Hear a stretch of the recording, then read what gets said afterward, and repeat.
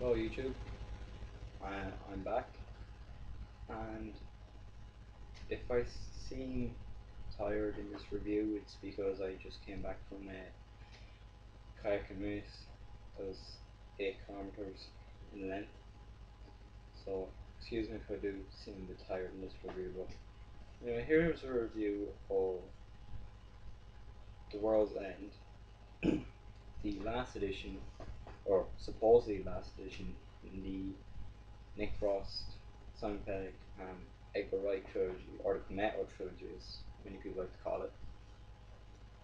So, the film is basically about Simon Pegg basically gets all his friends back together, and he wants, he basically wants to do something that they could never accomplish before, something called the Golden Mile, where they visit, I believe it was 12 pubs.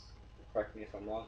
12 pubs, and going from each one to the next, having a point in each, and then getting to the world's end, hence the aim of the film.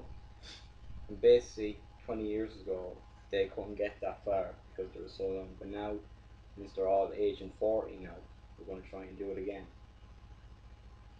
So, how did I think the film was?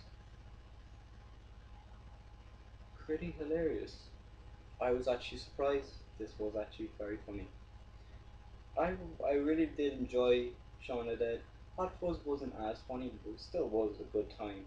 The World's End was definitely a way to end the trilogy, I have to say. I really enjoyed the performances by the cast, and I really enjoyed the characters actually. The four main characters are the friends. Sorry, five. I'm sorry, I can't remember 5 minutes ago. I'm sorry. There were five friends, and they all did a great job. You actually really do like each and every one of them. You actually root for them. You don't want them to die, and which is really when you actually everyone has sort of a separate personality. Like one of them, like one of them will be really straight. One of them's addicted to technology. One of them is in love, and the other just couldn't care less. I'm not going to tell you who's who now, but see for yourself. I really enjoyed the cast. The rest of the cast, aside from the performing here, was actually very good. That good-looking chick from Dine or Dead, that good-looking chick from Surrogates, and that good-looking chick from Johnny English Reborn is in this. You know, she plays a good-looking chick. I know her name was Man Pike. Speaking of Dine or Dead, Pierce Brosnan is in the film for about 10 minutes, and he's actually very good. To be honest with you, he's in the yeah, he's only in the film for a short bit, but he actually does a really good job. There are a few regulars in there from the previous films. For example, the I don't know the actor's name, but he was the caretaker in the Harry Potter series. He's in this film for a bit. He was the caretaker of the church. The spire fell on him. That was pretty pretty disgusting. And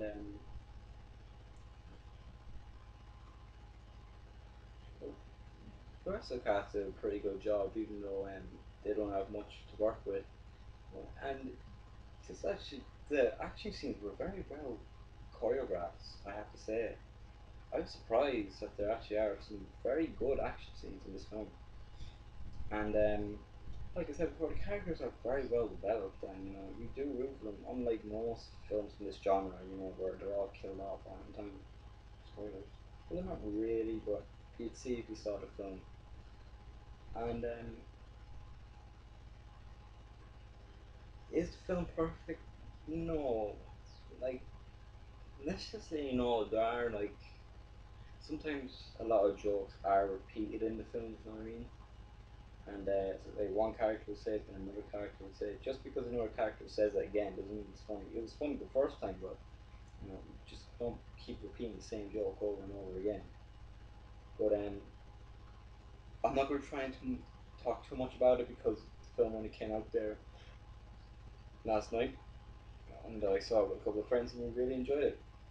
I was very pleasantly surprised, and to be honest with you, I think Nick Frost stole the show. Like towards the end of the movie, like I like how as they get to each part, they actually do seem to get drunk, more and more drunk, and as well, they just don't care. The town's invaded by robots, but they don't give two craps. And but Nick Frost stole the show, and he got drunk. Oh god, was he? When he starts off as a more of a shit, a straight man, because and he opposes alcohol because of an incident that happened some odd years ago in the film, where he was abandoned in a car crash, and he was arrested. But when he gets drunk and starts kicking ass, it's really good. It's funny if you notice, like in Shaun the Dead, they're both Frost and Peg are sleazy. In the Hot Fuzz, Frost is sleazy and Peg is straight and smart. But in The World's End, Nick Nick Frost is straight and Peg is the sleazy one. So it's a nice little change, if you know what I mean. But yeah, in the end, I thoroughly enjoyed The World's End. I thought like the characters were great and the action was great. The the direction was great. You can really tell this was directed by Edgar Wright 'cause it does like doing simple things look so epic with epic close-ups. But I really enjoyed the film. I'm going to explain. I have a new rating system now. This rating system goes in terms instead of calling it 5 out of 10, 6 out of 10, or 7 out of 10.